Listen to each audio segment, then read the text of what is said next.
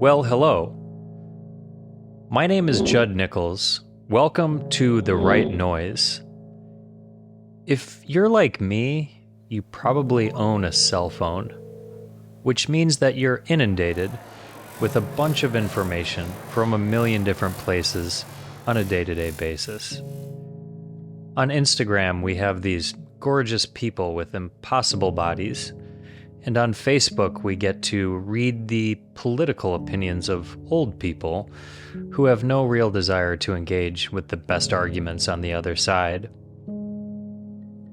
This ocean of nonsense, commonly referred to as content, is what I think of as noise.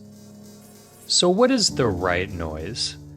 Well, it's a clever name that I came up with for this podcast. But it's also a concept. It's the idea that with all of this at our fingertips, there is still valuable information and important perspectives.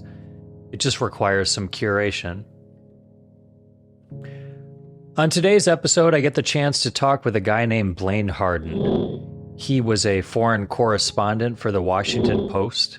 He's a journalist, an author, and he's basically an expert on North Korea, having written several books on the subject. He's going to give us insights about a guy who, with a 7th grade education, was responsible for the death of maybe 500,000 people in the Korean War. That man also happens to be my great uncle and my father's namesake. The story of Donald Nichols is one that may have gotten lost and never uncovered in American history, but instead was not only covered, but covered brilliantly by Blaine Harden in his book called King of Spies. The Korean War is more or less a forgotten aspect of American history, but it has a lot more relevance to today's international politics than one might expect. While understanding the Korean War won't necessarily guarantee that you fully comprehend international politics, it may take you one step closer. And if I'm right about that, we can properly consider this the right noise.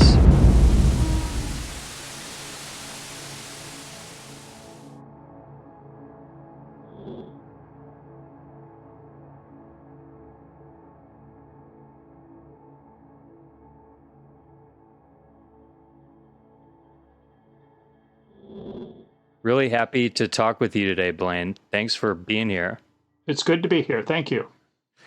How would you describe your career path? Well, I was a student growing up in Eastern Washington, and I went to Gonzaga. And then I went to graduate school at Syracuse. And when I was there, I met the managing editor of the Washington Post, which was a great break. And within a couple of years, I was working for the Washington Post. And a couple of years after that, I became a foreign correspondent. So I served in sub-Saharan Africa for 5 years, in Eastern Europe during the collapse of communism and the Yugoslav wars, and then later in Northeast Asia, covering Japan and most appropriately for this interview, North Korea. When I had initially talked to you, I proposed kind of a bare bones thesis that may or may not be fully accurate, but at one point I was talking to a friend of mine and we were trying to wrap our heads around the reality of North Korea, the fact that a dictatorship that exists in the modern era where most of the world is connected, it's just unbelievable to me that it even exists. And when I heard about you shortly after that in the book you were writing, you know, if you could pin it on one person, one American person for being responsible in part for the state of North Korea, it could be my great uncle, Donald Nichols. What do you think of that hypothesis? Well, Donald Nichols was very important in the conduct of the Korean War. I wouldn't say that he was a principal creator of North Korea. but he certainly helped the Americans. He was essential in the Americans not losing the Korean War. And in that respect, he's responsible for the long-term existence of the stalemate that exists on the Korean Peninsula.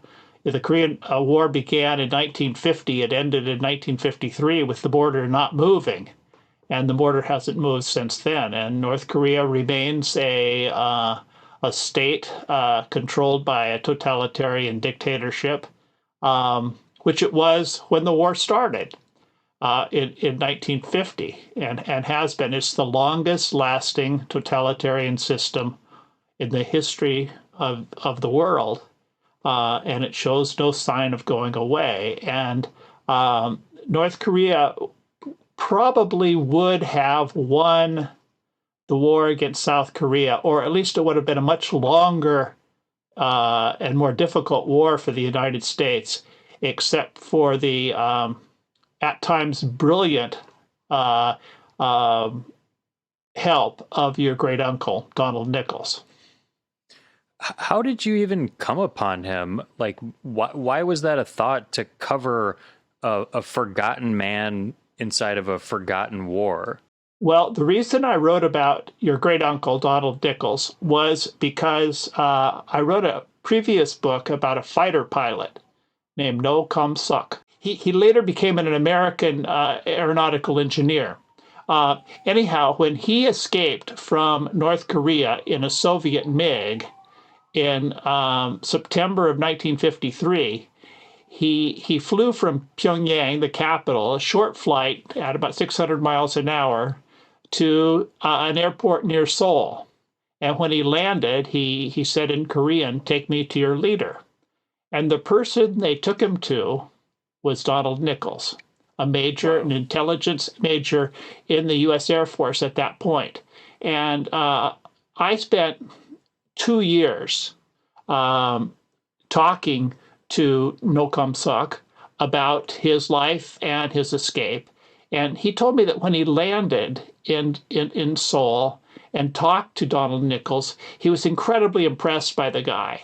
Not only because he spoke fairly good Korean, which was very unusual for an American at that point, but also he was intimately familiar with the leadership and the organizational structure of the North Korean Air Force. In fact, he told the escaped pilot that he was a friend of the senior commander of the Air Force. And so I then looked up Donald Nichols and found virtually nothing about him. He was mentioned only in a few monographs in specialty publications, and he had largely escaped his history. His name was never mentioned in the New York Times or the Washington Post, not once. And his role was not understood at all. And Donald Nichols died in the early 1990s completely anonymously. No one marked his death other than a few members of his immediate family. So I wanted to know more about this guy, and the more I learned, the more I realized that he had been a key actor in the war. And I can just say a couple things about how important he was, just to give you an idea of the scope of his achievements. So he got to Korea about 6 years before the war started. He learned Korean. He established a network of intelligence operatives. He was working for Army counterintelligence, and he arrived when he was just 23 years old. And he had no education other than a 6-month training course in Question Japan. for you. Yeah. So if it's 6 months before 6 years before 1950, we're talking 1944. Why were people sent to Korea when World War II was just ending? Well, what happened was that the United States divided the Korean Peninsula between North and South. And they basically gave the North to Stalin, Soviet Union, and they took the South for themselves. And each each superpower, emerging superpower after World War II, established a puppet regime. And the American hope was that after a few years of institution building, that North and South Korea could agree to merge and become a unified state, because the division between North and South was wholly artificial. It was just a line across the peninsula, and it meant nothing except that turned out to be it's turned out to be a permanent division. And North Korea, with the help of the Soviet Union, became a puppet state led by Kim Il-sung, who became the great leader and whose grandson is now the third iteration of this totalitarian family dictatorship. But in 1946, I think it was 1946 or 1947, when your great uncle arrived, there was a lot of confusion. There was a civil war going on in the South. Syngman Rhee was emerging as the president of South Korea, and he was fighting a really bloody civil war against his enemies, who he perceived as communist supporters of North Korea. And hundreds of thousands of them were killed by the South Korean government in a civil war that Americans paid no attention to. Donald Nichols sort of fell into the middle of this civil war, and he associated with and became close friends with Syngman Rhee, which proved immensely useful to him as an intelligence operative. But he sort of descended into the darkness of this civil war. I found photographs of Donald Nichols standing on the rooftop of Korean Army headquarters in Seoul next to a bucket containing a human head. And Donald Nichols wrote in his autobiography that he saw a lot of human heads in the course of his involvement with the Korean government in the South. I just pulled up, I think, the photo. Can you see it? I see the photo. You have to go down to the bottom near Donald Nichols' feet to see the head in the bucket. There it is.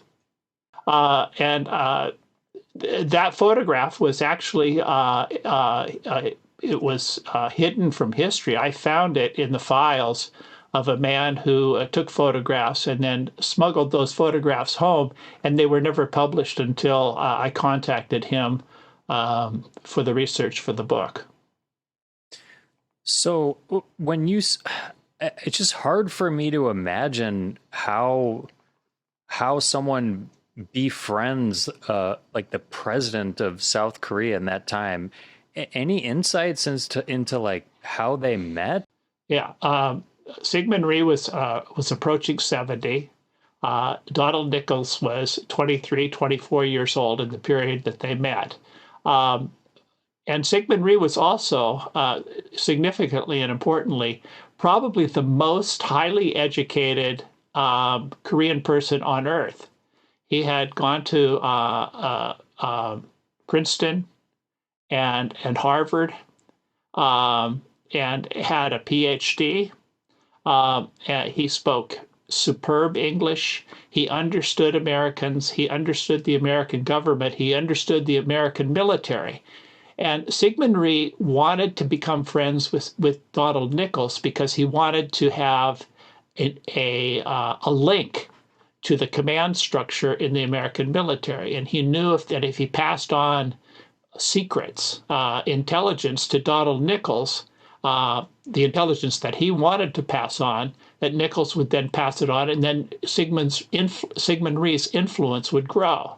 And Donald Nichols' interest in this relationship was having a close personal relationship with the most important source in the country. You know, it was a brilliant intelligence coup for him to develop and cultivate this long-term relationship. They were friends for more than a decade, and constantly working with each other. I found records that Donald Nichols very often would meet for an hour in Syngman Rhee's office in between the meetings with his own foreign minister and his own defense minister. So Nichols had a hidden but incredibly important role in the South Korean government. Donald Nichols actually suggested to Syngman Rhee that he create an air force, and he did so. And Donald Nichols actually helped find the first person to head that air force.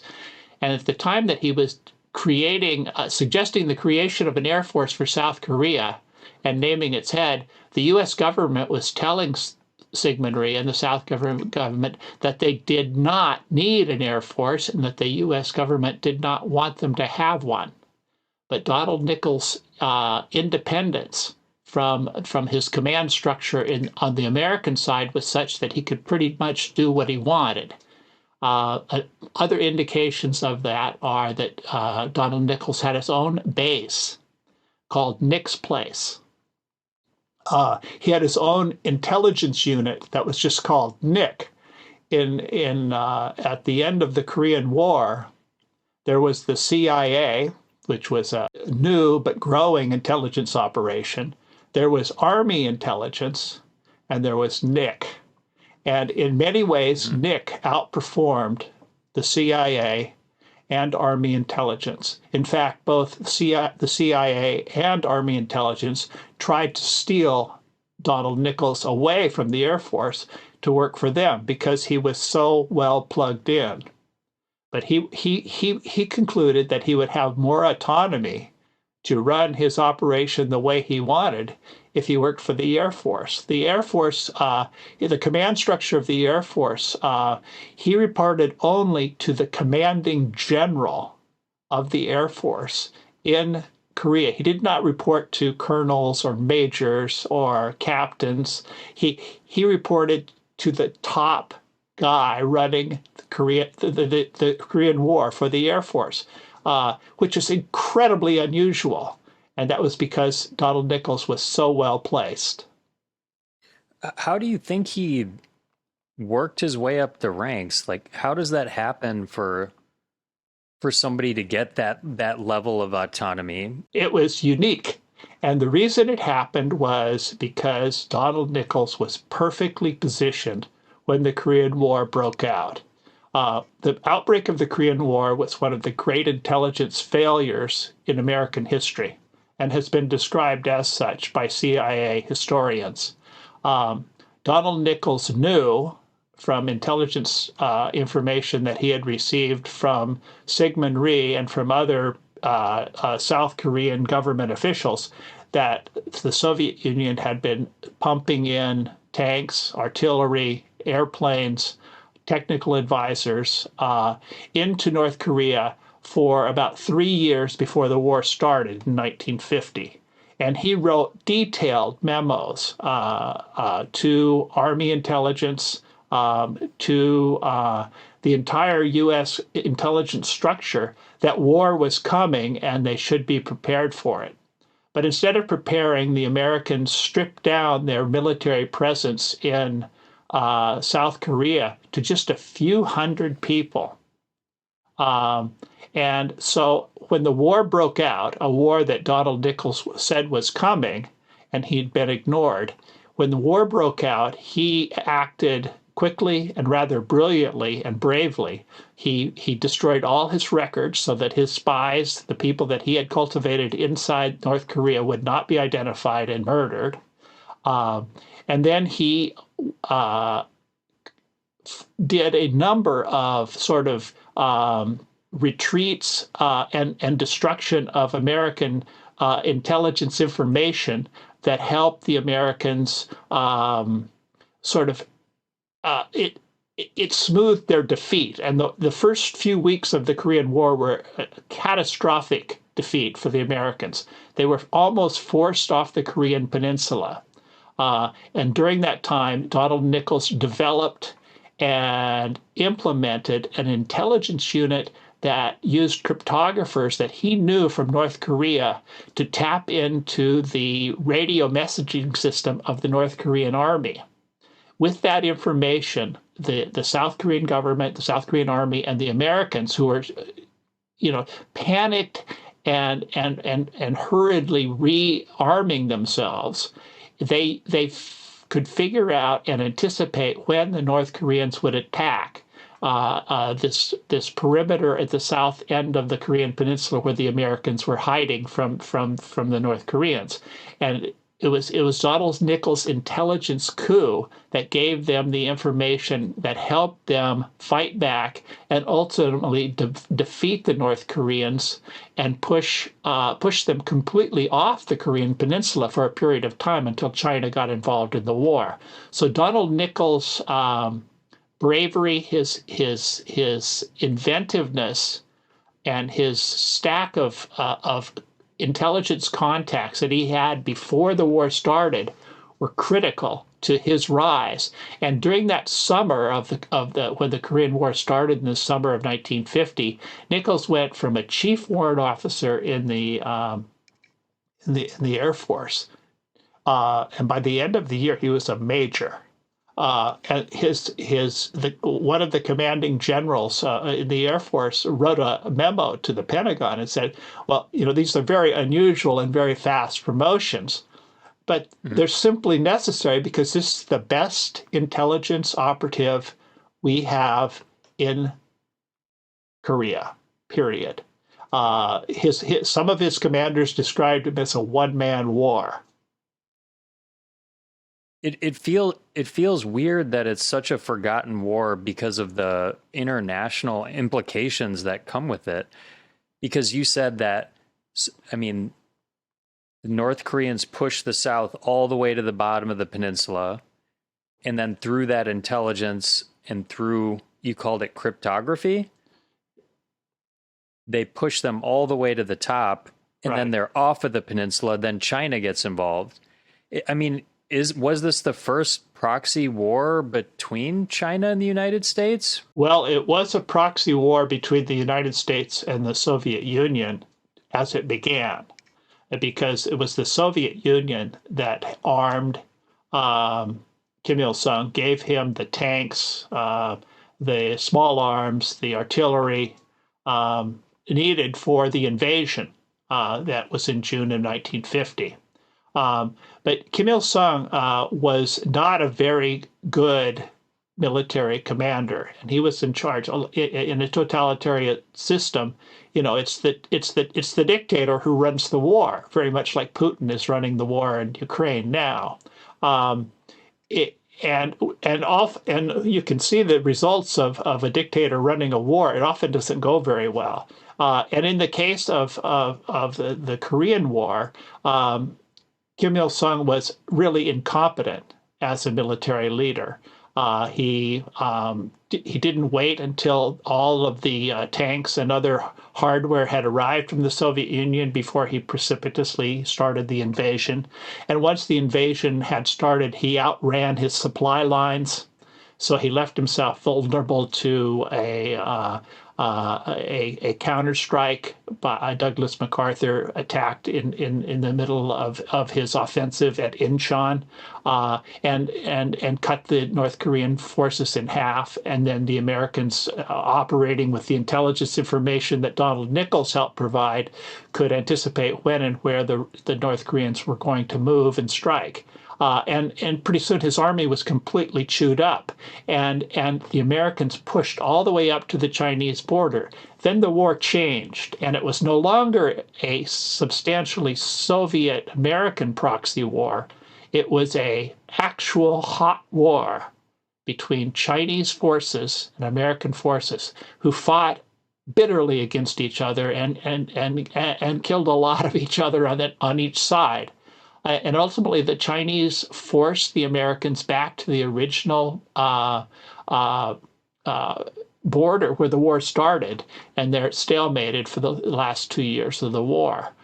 So this was the sort of the rocket that started the Cold War, but it was a very, very intense hot war for 3 years. 3 years is such a short time frame relative to, say, Vietnam, which lasted 15 or nearly 20 years. Right. And I think the reason the Korean War was eclipsed and forgotten in the American imagination.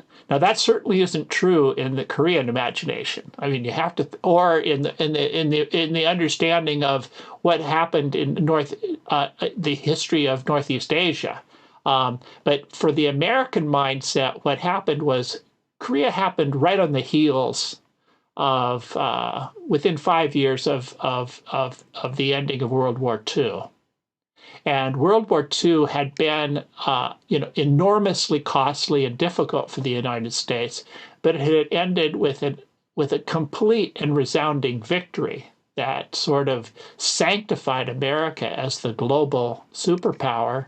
And it also sanctified the Americans as, sort of the protectors of the good and the right, the greatest generation and all that stuff. And a lot of that thinking went into the start of the Korean War. After the North Koreans invaded the South, Harry Truman said, we've got to stop them son of bitches. And because it was wrong what they were doing. But it turned out that this war did not end with anything like the noble victory that happened at the end of World War II with the death of Hitler and the complete surrender, unconditional surrender of Japan. It ended in a stalemate with 33,000 Americans dead, most of them killed in the first 6 months of a war that most of them didn't understand at all. So it was a confusing, unsatisfactory, inconclusive mess that didn't have a peace treaty. It had a truce at the end, and so Americans, preferring their wars to be victorious and noble, sort of forgot about this one, even though 33,000 GIs had died in it.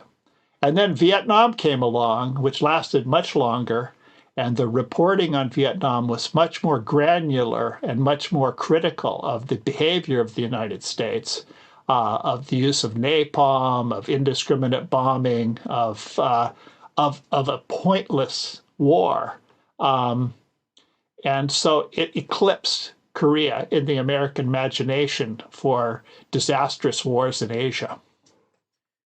Did the role of it being televised, did that play a big part as well? It did play a big part because by the Vietnam War, 1960s, the technology was such that the day's events in Vietnam could be watched at supper time in the United States. And it dawned on Americans, certainly it dawned on young Americans who were being drafted to go and fight and die in Vietnam, that this war was stupid. And also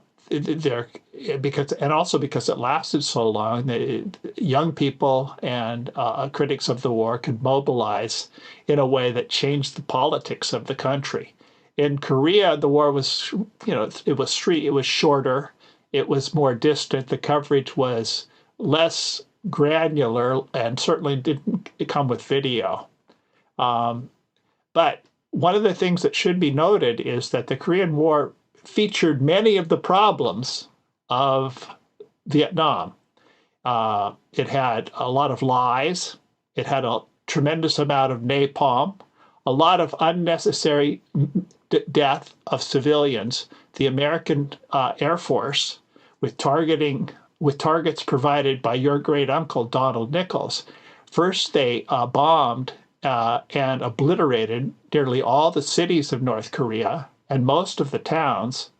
And then after the Chinese invaded and Americans really got mad because they were again losing the war, then they burned all those bombed cities and towns with napalm. And they may have killed up to 20% of the population of North Korea in these bombing campaigns, which in the end weren't decisive in the war. They were just incredibly murderous. And Americans as a whole, the American publics, did not grasp that. The people who grasped it and used it were the North Koreans, particularly the regime led by Kim Il-sung. And in the rubble after the end of the Korean War, Kim Il-sung's dictatorship revived itself by saying, we are going to rebuild and we're going to protect you from these American bastards who bombed our cities and killed your grandma or your aunt. We're going to fight, and we're going to fight forever against these American bastards. That's the language they used. And the message of protecting the North Koreans from imperialist, murderous American bastards is echoes today in North Korea. And it gives the totalitarian regime of the Kim family a measure of credibility and legitimacy still. That's such an amazing fact that, let's say, for an example, an American sees a headline like North Korea is testing another nuclear warhead. It seems like those come up every couple weeks or months. It's crazy the contrast that an American wouldn't have the historical knowledge, in all likelihood, to know even the dates of the Korean War. But then in North Korea, the war itself is the inception of their regime, of their dictatorship, and it's the ongoing propaganda that they still use. How does that happen where one country more or less doesn't know that it happened, and the other, it's almost the formation of their identity? Well, one is a factor of size, and one is the factor of the common the endless number of wars that the United States fights. I think it's probably fair to say that beginning with Korea, it didn't take long for Vietnam to start. And after Vietnam, there was a series of small wars. And then there's been, there's Afghanistan, a forever war, and lots of other wars in between. So the United States and the people of the United States are constantly trying to figure out what's going on around the world with the military. The world's largest military organization is constantly at war with somebody. And North Korea's had one war. It's a country of 25 million people. It remembers the big war with the big superpower, and it's completely logical that they would focus on it while Americans would not understand it when it was happening, actually, and then forget about it when it was over. One thing I should mention is a way to understand the war in North Korea, which is relevant because it explains the existence of North Korea today and of the strange stalemate that has North Korea sort of wedged between China, South Korea, Japan, and the United States in this geopolitical paralysis that's gone on for decades. One way to understand why it happened is to know this life story of Donald Nichols. Because it's so interesting. He was such a brave and such a crazy, violent, and strange man. People like that are interesting to read about. They're colorful characters. And if you understand Donald Nichols' life, the arc of his life, his 11 years of being the unchallenged spy master on the Korean Peninsula, if you understand his life, you can understand the war, and you can also understand what came later in the paralysis of the North Korean, South Korean situation. You've used a lot of positive adjectives to describe him, but I know the story goes on. Do you think, could you describe like kind of the sordid aspects of his life during the war and after? Yeah. And the sordid aspects of his life, he managed to hide. Like any good spy, he was a skilled liar, and a person who could cover up things that he did not want disclosed. He wrote an autobiography, which was full of very interesting details, but also incredibly full of nonsense and lies. So one of the things that's important about Donald Nichols is his family life when he grew up. He grew up in northern New Jersey in a family that was, as I say in the book, operatically dysfunctional. His father was a postman, and his mother was an unhappy housewife, an unhappy housewife in her own very specific ways. She entertained lovers in her house with her young sons, including Donald, who was her youngest. She would have sex with these men in the living room. She would often bathe naked in the kitchen sink. And she would carry on these affairs while her husband was out delivering the mail. A little ironic because usually it's the postman who's accused of infidelity. Yeah, but it was backwards in this situation. In this case, it was Donald Nichols' mother, and the marriage exploded. She left her sons and left her husband, and Donald, his brothers, and his dad moved down to South Florida, where they were miserably poor, and where his father often threatened suicide. He often pined for his missing wife, who he called Peanut, and who basically didn't want anything to do with him. And he occasionally threatened to cut the throats of his sons. So Donald Nichols grew up poor,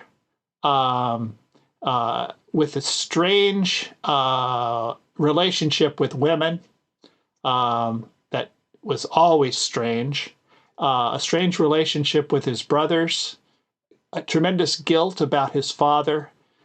He grew up stealing tractor parts and tomatoes from his neighbors to sell to make money. And his first chance he had, he joined the military, mostly so he could eat and make a little bit of money. And then when he went into the military, it became clear that he had an abiding hatred of women that seemed to have grown out of his relationship with his mother, a woman that he later said that he loved and hated all his life. So when he became powerful as a spy master and had his own base in the 1950s, from 1950 till 1957, when he was thrown out of South Korea, as I'll explain in a minute, he began to have a series of forced sexual relationships with young South Korean men, most of whom served in the South Korean Air Force. Young men, often between the ages of 18 and 20, were brought to Donald Nichols in his command center at his base outside of Seoul, where he would have sexual relations with these men. I talked to South Korean officers who actually brought these young men to Nichols, and they were sworn to secrecy. No one spoke about it. A few people knew about it, but it never got out that he was having forced relationships with these young men. How do you come upon those people, and like, what does that conversation even look like on the ground? There were rumors for a long time about this. You can't carry on like that without rumors. I'm thinking of like J. Edgar Hoover. He lived for virtually his entire life with another FBI guy in a committed marriage situation, and lots of people knew about it, but nobody talked about it. It was sort of the temper of the times. But in any case, Nichols did get away with it while he was in the U.S. Air Force.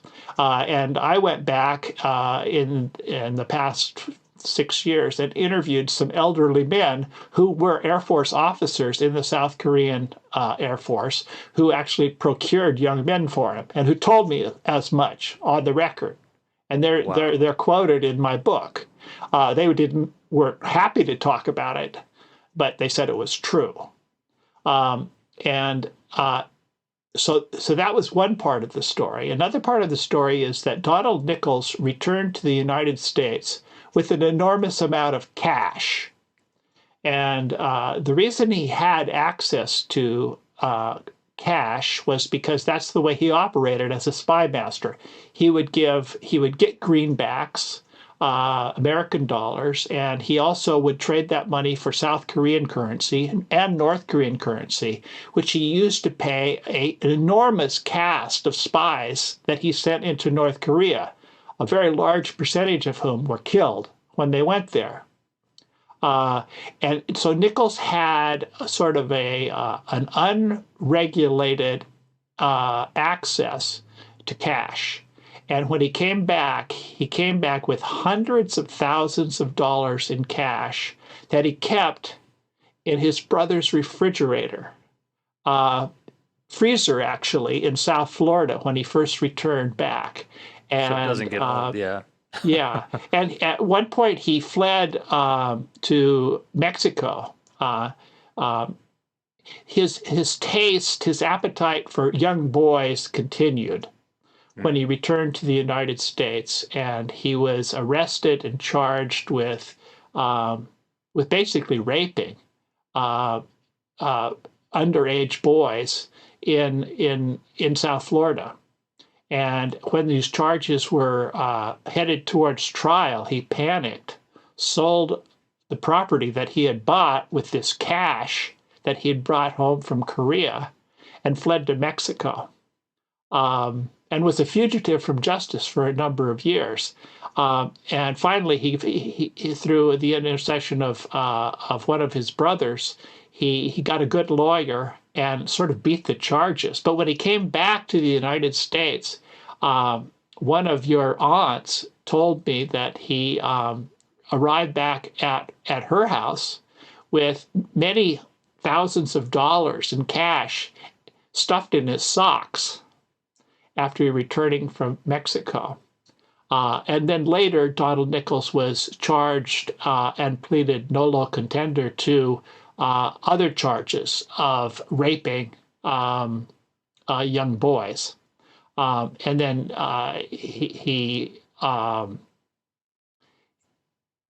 but he continued to do that kind of behavior even after that charge. So that was one of the decided dark sides of his character. Do you think that those charges and that kind of disgusting aspect of his sexuality, was that why he was never really recognized by the military, or was it because the war was forgotten itself, or was it because of his behavior during the war? It's not clear. I could not find documentation from the U.S. Air Force to say specifically why they threw him out of the country. Let me explain how they threw him out of the country. In 1957, after he had been there for 11 years, Air Force military police came for him at his base in the middle of the night, put him in a straitjacket, and flew him to a psychiatric hospital in Japan, where they pumped him full of Thorazine and diagnosed him as severely schizophrenic. And he had never shown any signs of schizophrenia as an adult. This was a bogus diagnosis. And why the U.S. Air Force did it is not conclusively known, but there are a number of very good reasons that could be advanced for this thing. One, as I just mentioned, he had stolen a lot of money and was trading in the black market in South Korea, sometimes selling American goods for cash that he had access to, American Jeeps and trucks and stuff for cash, and that this was his own basically slush fund that he kept for himself. So that's one thing: black market trading, corruption. Two, he had his behavior with these young men was not a secret in the sense that, other people knew about it, lots of other people. And it certainly probably percolated up to the American embassy in Seoul. And this is at a time when the Americans were very disillusioned with the leadership of Syngman Rhee, who continued to be president of the country throughout the 1950s. And then third, it was Donald Nichols' continued close relationship with Syngman Rhee. Syngman Rhee was a dictator. He held elections, but he won those elections by cheating, and he sometimes killed his political enemies. And there is considerable evidence that Donald Nichols was involved in the death of at least one of Syngman Rhee's political enemies after the war. So all of these things could have, and also Nichols had been there a long time. His much longer than any intelligence chief is ever in one position. In the way the American military works is they rotate people out so they don't go native, so they don't become Kurds, in the heart of darkness. All of those things happened. So in any case, Donald Nichols was put in a straitjacket, flown to a psychiatric hospital in Japan, where he went completely berserk. He tried to escape. He was screaming, "What are you doing to me?" And so the American Air Force, in its wisdom, put him on another airplane and flew him to the Florida Panhandle, to Eglin Air Force Base, where they put him in another psychiatric hospital, gave him even more large doses of Thorazine, and then subjected him to electroshock therapy, repeated intense rounds of electroshock therapy. And during that time, he told some of his other family members that the Air Force was trying to erase his memory, destroy his mind, so that he could not talk about what he did during the war. In any case, after several months in that psychiatric hospital, the Air Force threw him out of the Air Force and gave him a medical discharge. And then he was by this time in his 30s, early 30s. The only thing he'd known was spying. And he says in his book that he became kind of like a nobody, walking in a land where no one was interested in the war that he'd fought.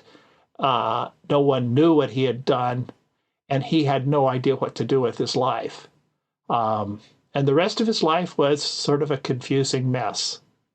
A lot of people that do have mental illness that provokes paranoia, they make outrageous claims, or potentially outrageous claims, that the government thinks they know too much. But I mean, it sounds like maybe he wasn't completely off on that. Do you think that that's possible?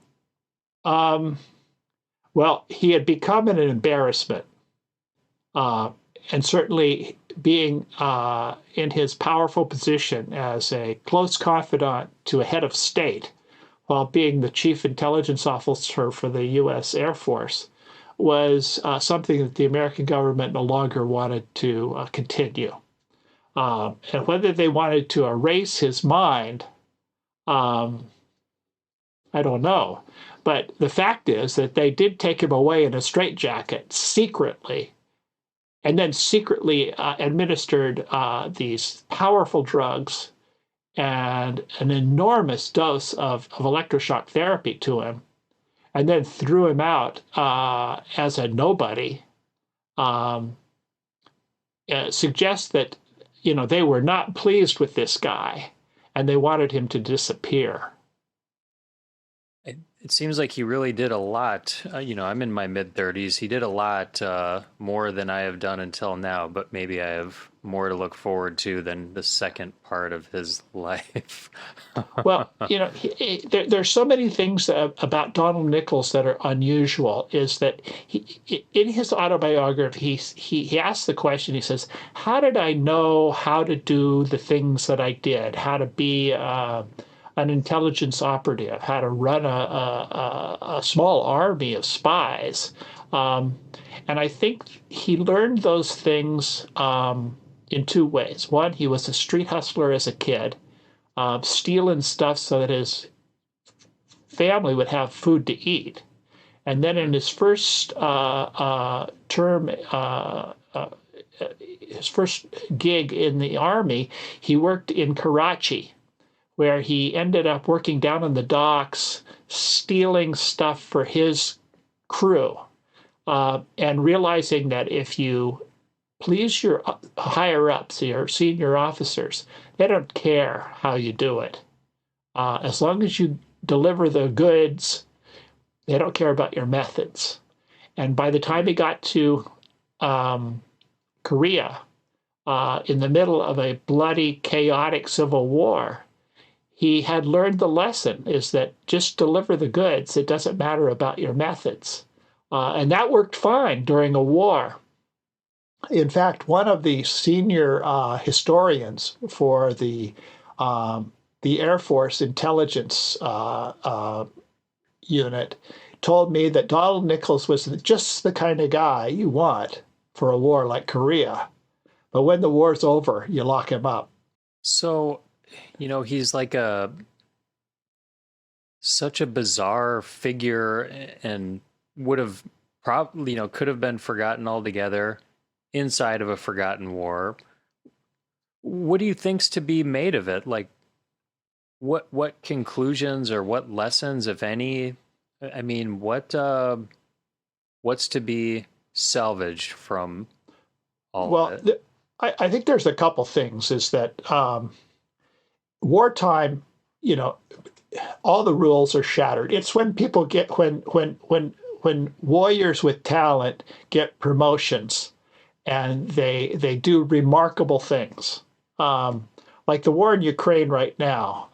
The president of Ukraine is a former comedian who's turned into this bulldog, charismatic global hero, and it's because of a war. But and that probably wouldn't have happened without a war.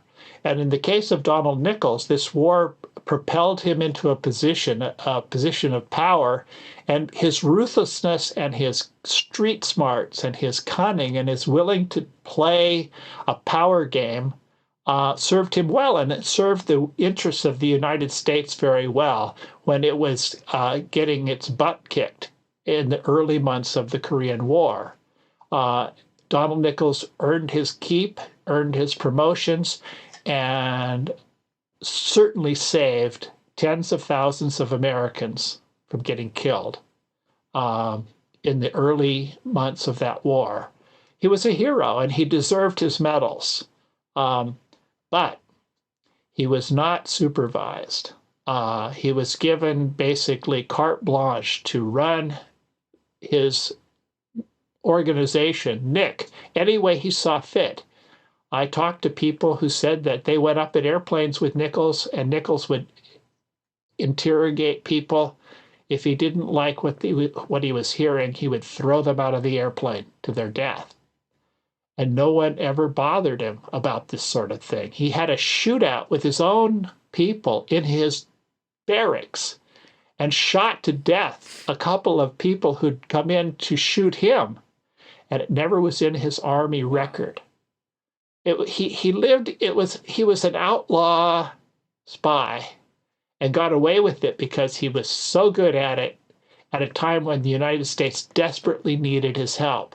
But he stayed too long at the fair. The supervision of him was non-existent until the point they brought in the straitjacket and hauled him off.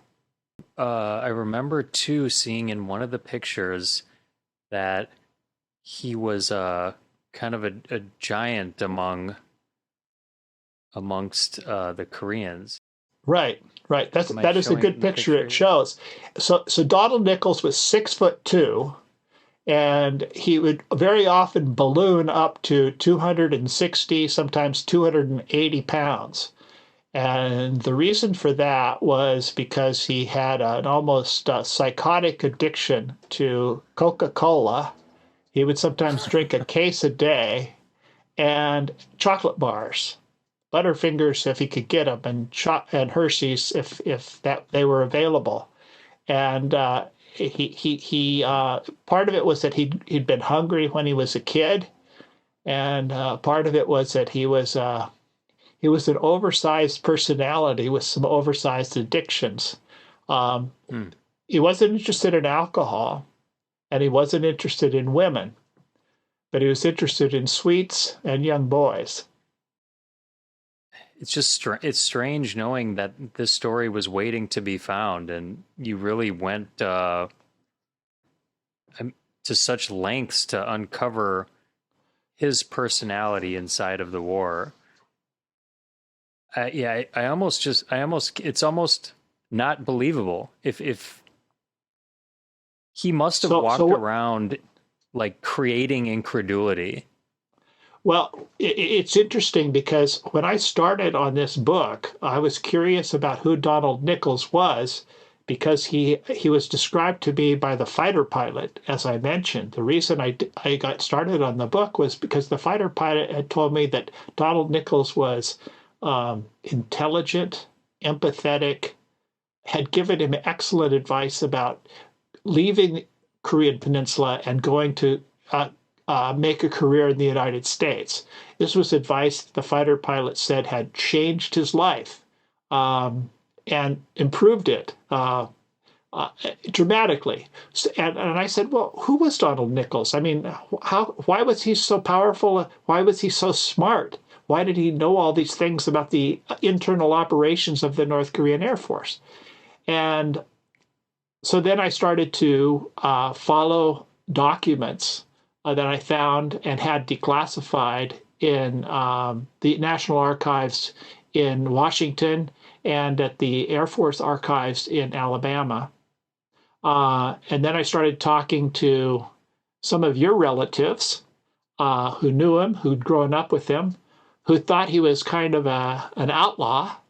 And then because I'd worked in South Korea, I had a researcher who helped me find a number of officers and senior officials and spies, former spies who had worked with and around Nichols to flesh out that side of the story. And the more I learned, I was as astonished as you are in hearing all these details. And then finally, as I was researching the last part of the book, I went down to South Florida and found sealed court records about his sexual crimes, court records that had never been opened, in Wow. part because no one had asked to look at them. I remember seeing that his deceptive ways followed him all the way to the grave. Could you describe that? Yeah, and that's the in the epilogue of the book. Um, so he had this strange relationship with his mother, as I've described. He hated her, he loved her, he couldn't forget her. His parents were separated and divorced when he was still a young kid. Um, and he also had an interest in projecting an image that he had been a married man and that he had had a son. Um, so in his grave plot, he lived in sort of north central Florida in the last years of his life. At a cemetery there, he created sort of this fantasy land of a life through the gravestones. One gravestone showed that his mother and father were buried together next to him. And in fact, there's a gravestone there, but their bodies, one's in New Jersey and one's in South Florida, and they hadn't been that close to each other in life since he was a little boy. So he created a sort of false paradisical image of, loving parents with a loyal son. So that was one part of it. And then on his own gravestone, he seems to have invented a wife that almost certainly did not exist. The woman who's named, and it says that her ashes or her remains are buried with him. The graveyard people sort of think that's not true. They don't know what's in that box. And it came from North Korea, supposedly. It came from South Korea, supposedly, before Donald Nichols was buried. And he describes, his loving wife. And there's no indication that he ever married this woman or ever had a romantic relationship with her.